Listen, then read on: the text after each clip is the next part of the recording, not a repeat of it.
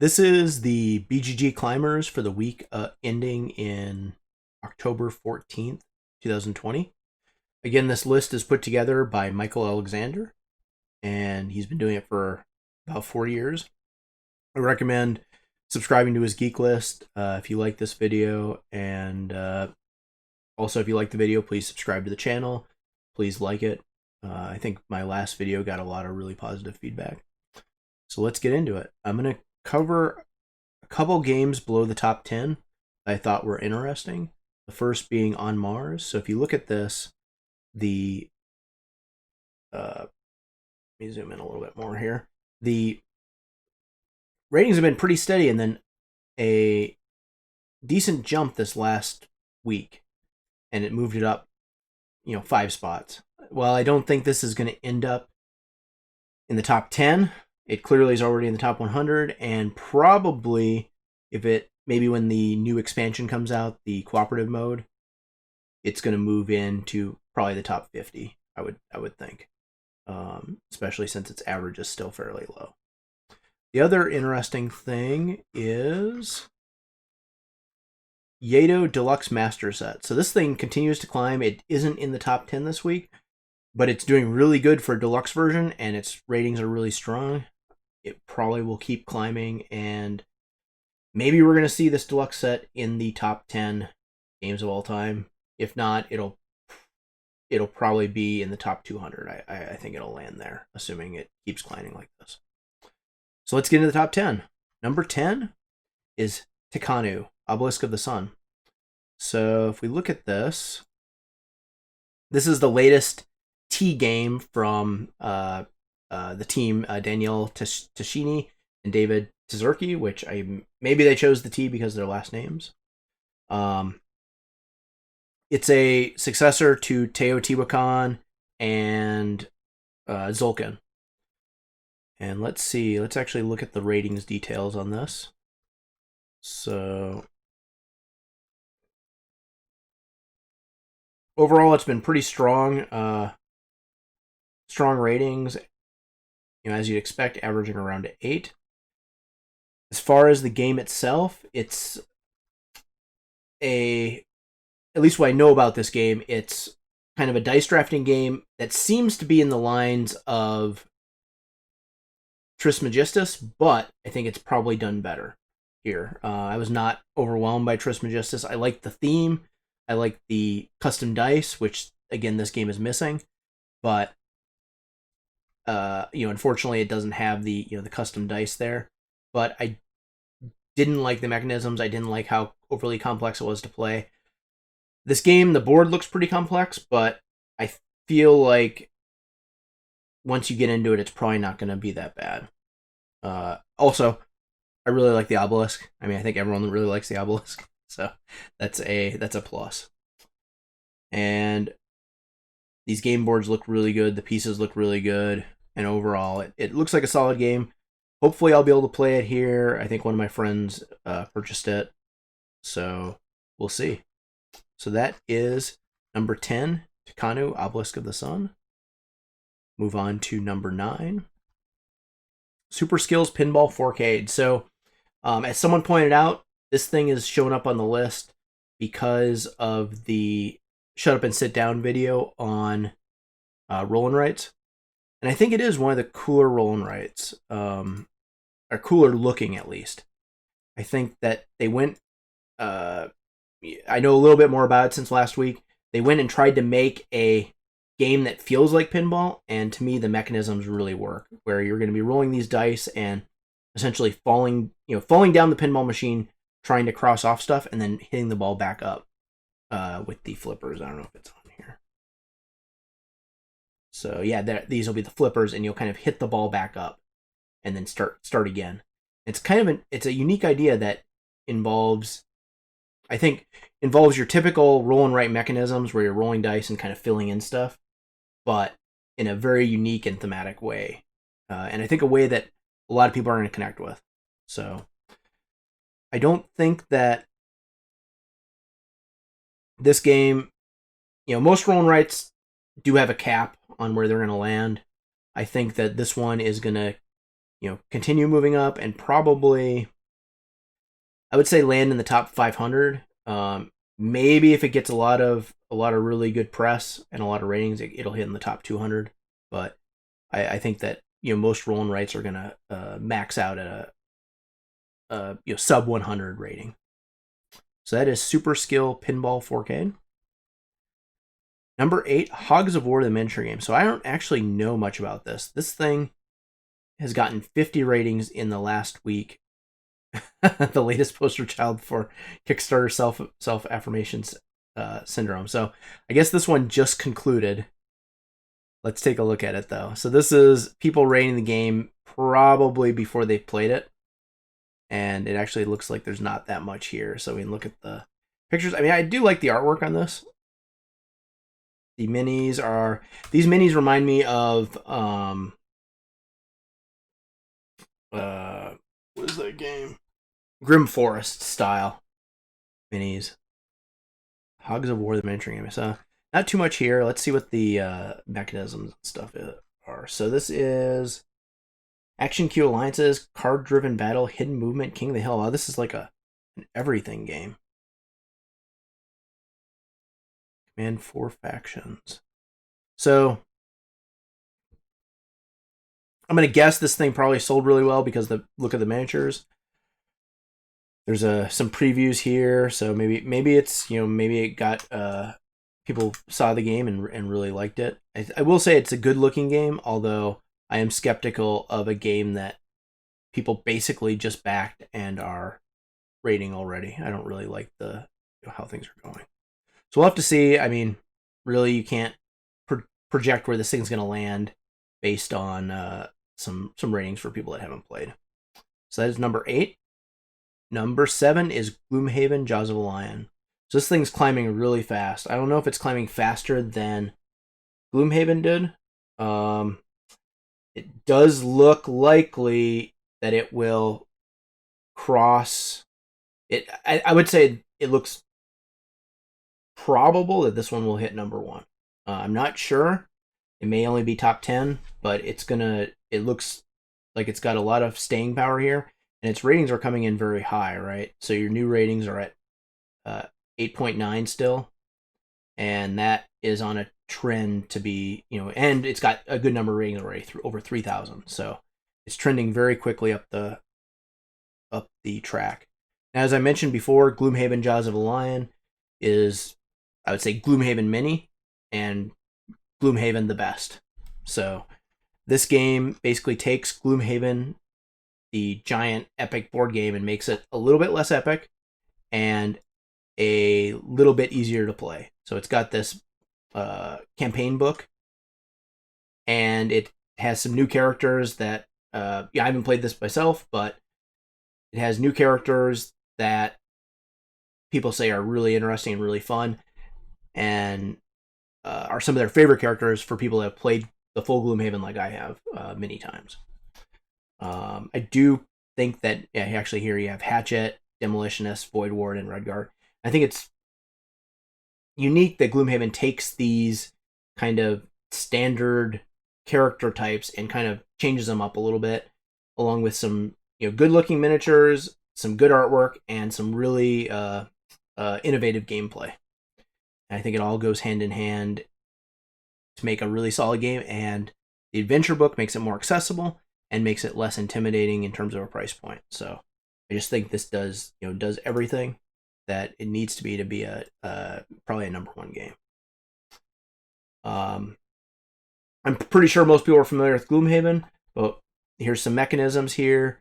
It's basically a game where you're going to play cards and do a dungeon crawl. But the unique part of it is that you're playing a top of one card and a bottom of the other card, and your essential deck or hand is your life, or your not really your life, but how long you can stay in dungeon, like your energy, I guess is the best way of putting it. So there is number 7, Gloomhaven Jaws of the Lion.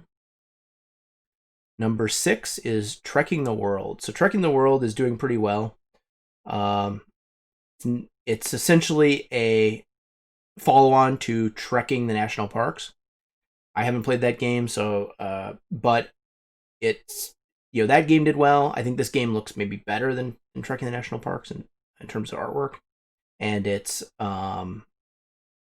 moving up pretty quickly. I think this is going to land definitely in the top 500, maybe top 200 games. It might be top 200 might be tough for this one, just because it's more of a lighter game. So it's got a 2.8 weight rating.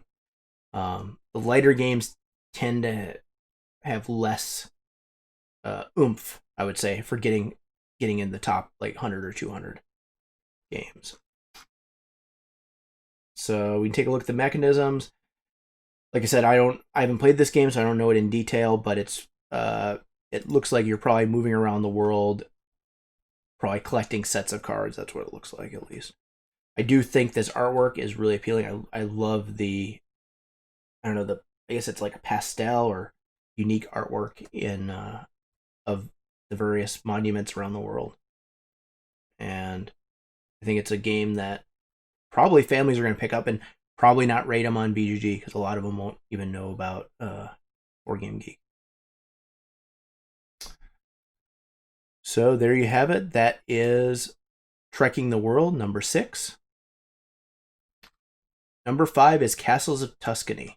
So Castles of Tuscany is the successor to Castles of Burgundy. It's clearly not doing as well. I think that they maybe missed an opportunity to make a better looking game.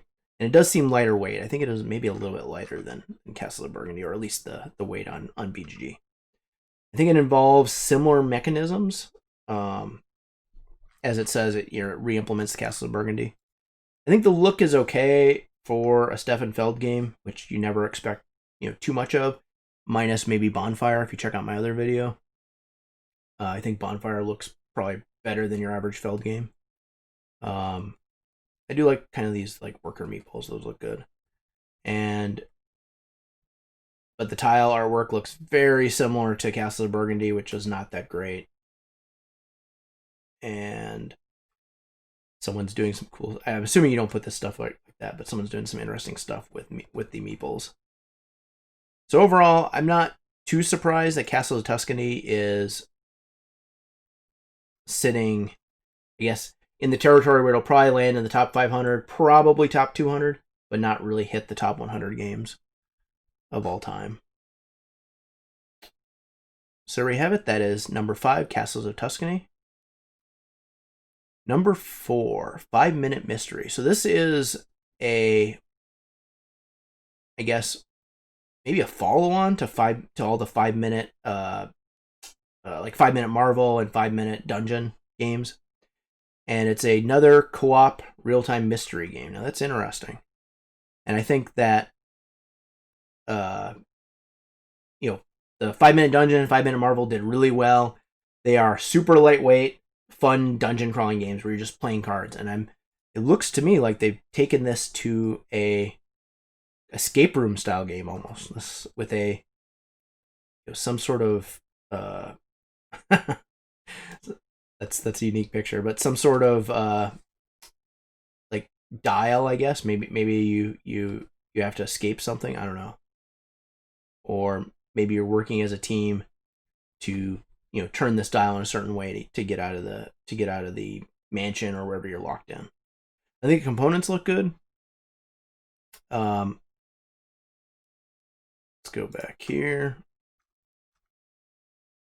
I think it's a Kickstarter game, so this one might be. I don't know if it's released yet, even. Yeah, maybe it's not released. So no, there's some people with it for sale, so it's probably Mastermind Edition. So maybe it's kind of like Mastermind.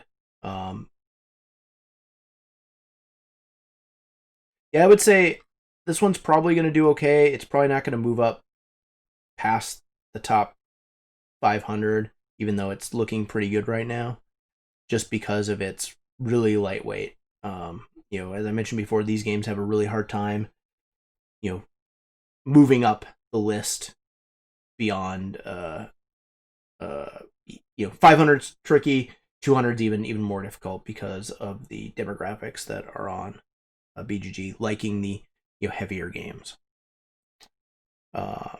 But this one does look like another solid game in the 5-minute series.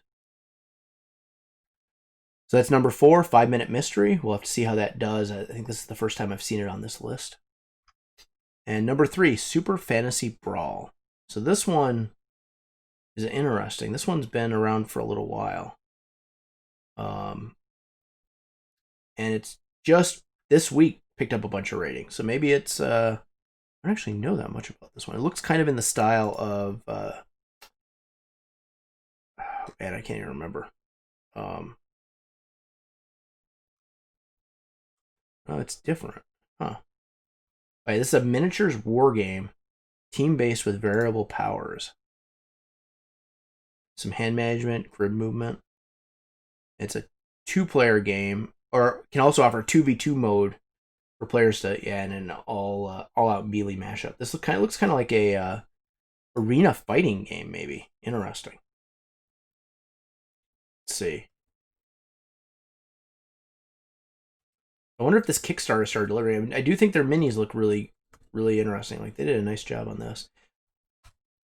And I wonder how the gameplay is. So this might be one to come into Kickstarter June 25th. So this must have happened. Let's say when this was posted. Yeah, so a year ago. So they must have started delivering the Kickstarter. People are actually rating it now. Let's just take a look at the comments here. You know, it's pretty lightweight, pretty quick.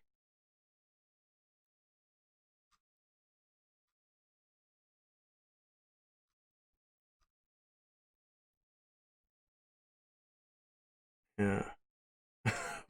Core box is way too not Clax friendly. That's interesting. Delivered, yeah. So everyone's just getting the delivery. So we might see this one climbing up if it's got some solid gameplay behind it, and it's not just a miniatures game. It'll be interesting to see. I do think this type of look looks really good. I don't think it's like a some new amazingly complex Euro game. Clearly, it's more of a brawler. I do wonder if it does a better job with the brawler series than the Funkoverse, which is one of my favorite lightweight brawler games. So that is Super Fantasy Brawl. That's actually interesting. I'll have to keep my eye out on that one. That's number 3. Yeah, I think this one's hard to know if it's going to keep climbing because their most enthusiastic backers are probably going to be the first to rate it. But we'll keep an eye on this for the next few weeks and see how it does. Number 2, Bonfire. So this one, I don't even know if you can buy it in the United States yet. This is essentially the latest Steffenfeld game released at SN or Spiel Digital this year. It looks interesting. Let's actually take a look at some of these ratings here. So,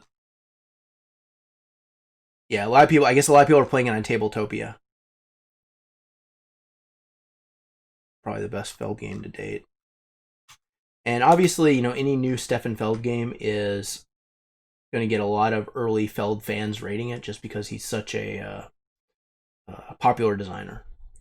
So it's doing okay. I don't know if it's doing amazing for opening up, but we'll see in time.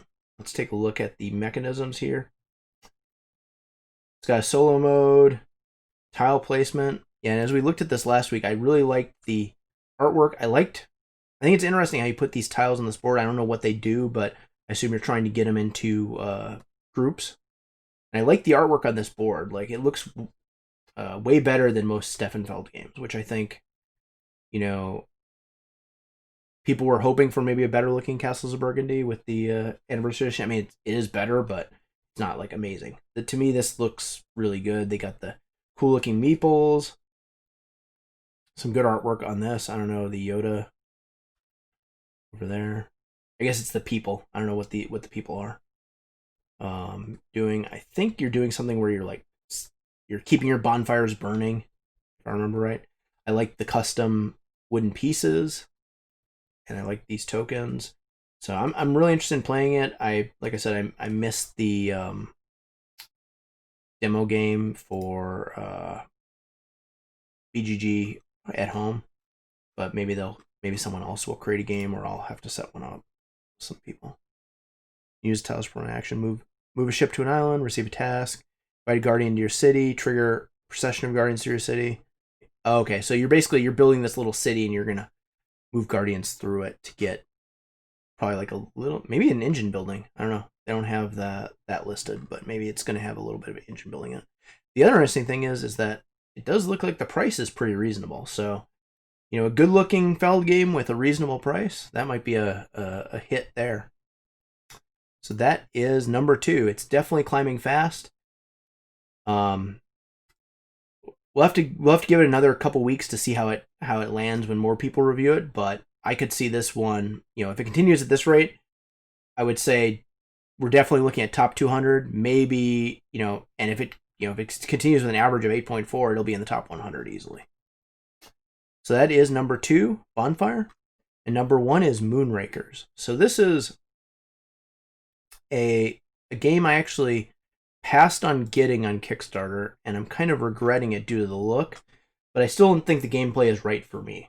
I think the negotiation aspect of it, well, one is it's on the lighter end, but it's got kind of a long play time, and I think that for me, that's not great. A great combination. I think if you're going to have hour to 2 hours, which means, you know, maybe more than 2 hours with 4 players, you need to have a heavier game backing it up.